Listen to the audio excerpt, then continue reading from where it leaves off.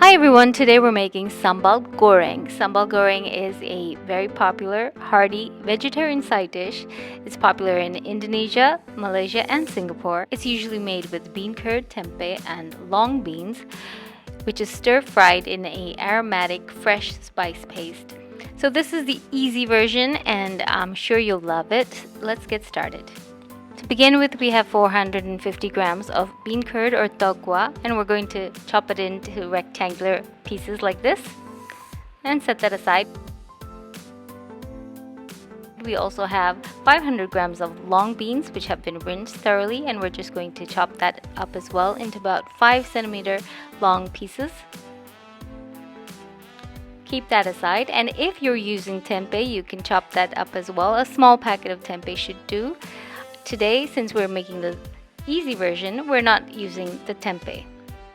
Next, for the fresh spice paste, we have 5 to 6 shallots, 3 to 4 large cloves of garlic, 3 long mild red chilies. If you like it really spicy, you can use 2 of the Thai hot chilies, but I'm not using that here. Next, we need lemongrass. I've removed the harder outer layers to reveal the tender stalk portion, and we're going to chop this up. We need about 2 teaspoons of lemongrass as well as galangal. So we need to chop off the thick skin. You need a nice strong knife to do so, and then we're going to chop this up. We need 2 teaspoons of the galangal also. So we're going to peel the shallots, add the rinsed shallots and garlic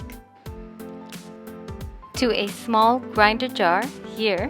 You can also use a pestle mortar. So we've added the shallots and the garlic first, followed by the chopped lemongrass and galangal, and now we're going to add those fresh red chilies. I'm going to remove the seeds to make it milder. If you don't mind the heat, you don't have to remove the seeds. These red chilies are milder anyway, and we're also going to add 1 chopped tomato. Another ingredient we're going to be adding is dried shrimp paste. You can use any dried shrimp paste that you like. Often Belachan is used, but if you have Vietnamese or Thai shrimp paste, you can use that as well. I like to use Bagoong, which is the Filipino shrimp paste. I like the flavor better. If you don't have shrimp paste, you can even substitute this with dried shrimp that has been soaked in a little warm water for a while. So we're going to blend this to a nice smooth paste. Make sure there's no big chunks of garlic or galangal in there. So now our fresh spice paste is ready. Now we can start to deep fry the ingredients. First, we're going to fry the tokwa or the bean curd in hot oil. Deep fry for about 7 minutes till it becomes firm and turns golden in color, and remove from oil. And to the same oil, you can add the long beans. But this time we just fry very briefly, just till the color changes to a nice bright green. This flash frying also tenderizes the beans. And if you're using the tempeh, you can deep fry them as well. But for this easy recipe, we're not using the tempeh. We're only going to be using the bean curd and the long beans. If you're worried about the deep frying, you can always use an air fryer to reduce the amount of oil. You can also pan fry the ingredients, but deep frying is the more traditional method that is used. Now it's time to cook that spice paste that we made earlier. Heat about 3 tablespoons of vegetable oil in a non-stick pan or wok. Before the oil gets too hot, we want to add that freshly ground spice paste, and with constant stirring, we're going to cook this paste down. We want to make sure the raw aromatics are all cooked well. The garlic, the galangal, and the shallots.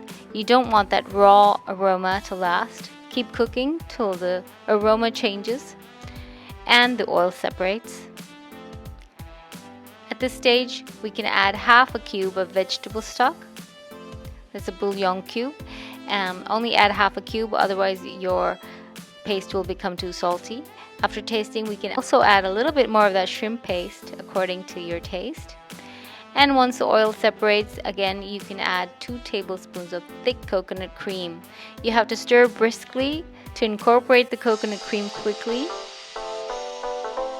to make a homogeneous mixture. Add a dash of salt if needed.